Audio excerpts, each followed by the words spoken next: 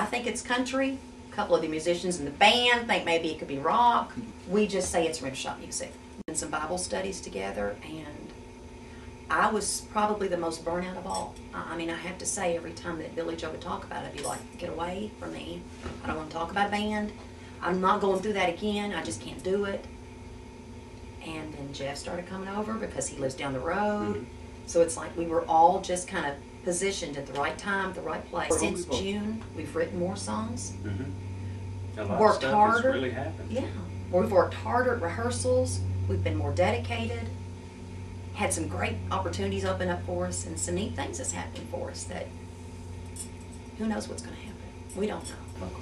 We've got a lot of almosts in our career. You know, a lot of almost got a deal, almost got on stage with Alabama, almost did this, almost did a CD.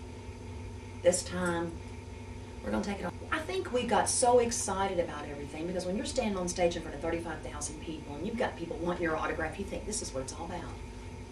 But if you don't do the things and stay focused, that can disappear real easy because people get tired of you after. So many things we didn't do. You know, we didn't finish that CD of songs that we wrote. We didn't go to the studio and really put the money and the time into it to make it the best we could make it.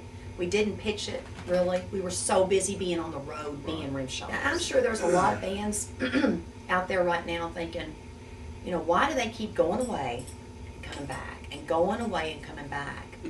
I mean, and honestly, the only thing I can say is that when I look at these two people, I mean, I've been with them almost half of my life. And I know how special they are and how talented they are and what we have when we're together.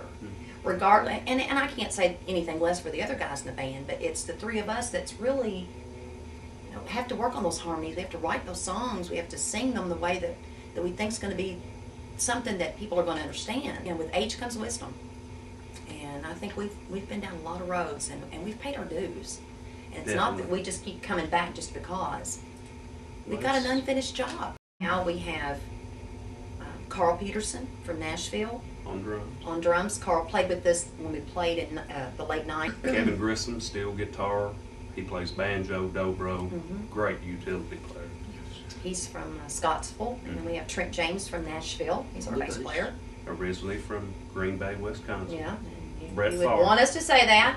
He would want us to say that. Yeah, and then Chris. He's a cheesehead. Yeah. But we're a great mix, I think.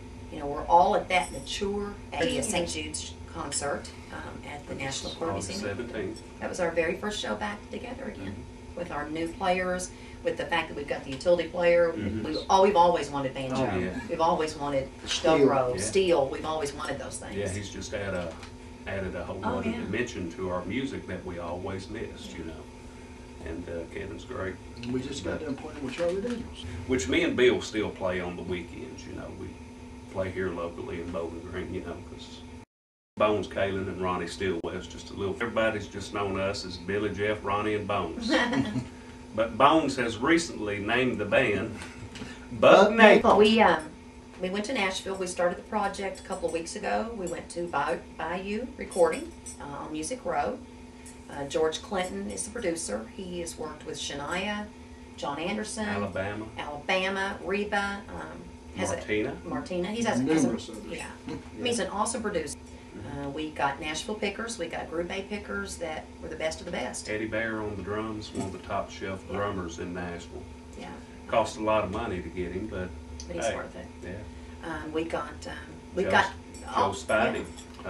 Actually did the fiddle part on John Anderson's 701. Yeah. Yes. And played with a lot of Shania, with Shania on a lot of her stuff. And that's the way to get it done, to get the right Nashville sound, and that's what we did. So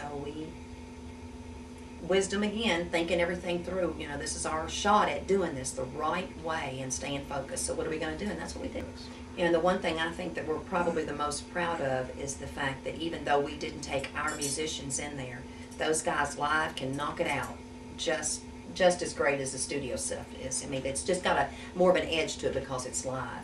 But we were really blessed to have Billie Jo in there behind the console. And he was co-producer. Yeah, Absolutely, co-producer on all the songs, You and know, that's you that's get neat. you get these session players, you know, that don't really know your original material. You need somebody like Billy that knows the ins and outs of our songs and knows the feel that we should get on each track. And you know, I know Billy was a little timid by telling, you know, Eddie Bear, hey Eddie, can you stop in it and redo that? And But Eddie, he did. But yeah, and Joe Spivey, you know, I know Billy was a little timid about that, telling these great musicians, hey, that's not But what you we know, want. after Not as 15 timid minutes, as you that were. was over. Yeah. After yeah. 15 minutes, he was saying, "Hey Eddie, hey buddy, put a RhymShot on that." It's actually fun. It's awesome. Yeah. Really I had wish a we fun had time. spent more time then in the studio watching what happens when you put everybody together and that music starts flowing and you start singing. I wish we had put more positive energy in then, because I wonder where we'd be today if we had have done that. You know, we have a lot of people that every now and then say, you know, man, 15 years ago, you guys, you know, y'all really had something, but kind of don't you think maybe you might be too old? And, you know, I've thought and thought about it. You know, sure, we could each say, yeah, you know, we probably had our shot. Maybe we should leave it be and let it go. But I do think with age comes wisdom. And you learn the things you should do and you learn the things you shouldn't do. You're wise enough to write about songs that you know are going to mean something to somebody. When we're up there singing and you look in people's faces and you know that what you're talking about really means something to them. Yeah. And they come up to you after the show and say, I can relate to that. You know, that happened to me, or that's my mom, or, you know, that really touched me. That's what it's all about. And I don't think you can put an age on that. And we're really just leaving it in God's hands. You know, anybody, and it's so weird because we sit down sometimes and we start writing and we think, oh man, let's talk about this or that. And then you think, what does that really say to everybody?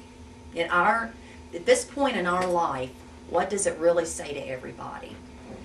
And so a lot of times the things we write, we want to touch somebody. Make them, you know, life is hard enough as it is. I mean, it is. Life's rough. Yeah. I mean, we're living truth that, you know, it can take you down and it can pick you up and it can put you right back down again. And it can happen that quick.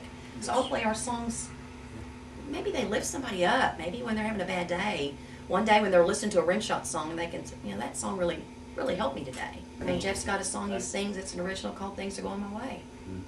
You know, and when you really look at life, all the little things that's going on, things really are going our way most of the time, you know. We talk about, one of our songs is called One Go Around. You know, everybody's got problems, everybody's got troubles. But you only get one go around, Make the you know, best of make the it. best of it. She's a rocker. She's a rocker at heart.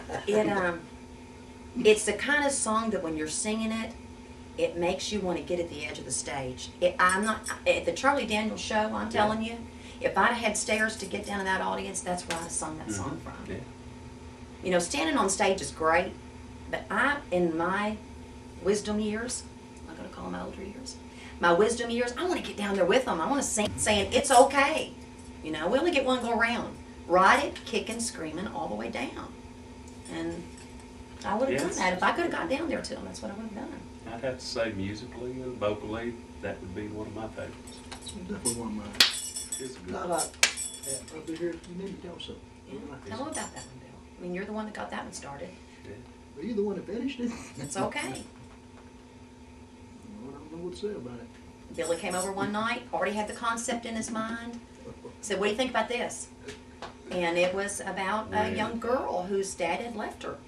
And all she had was a picture fading by her bed. And the mom was like, I'll be here if you need me. I'm right up the stairs. You know, I'm always here.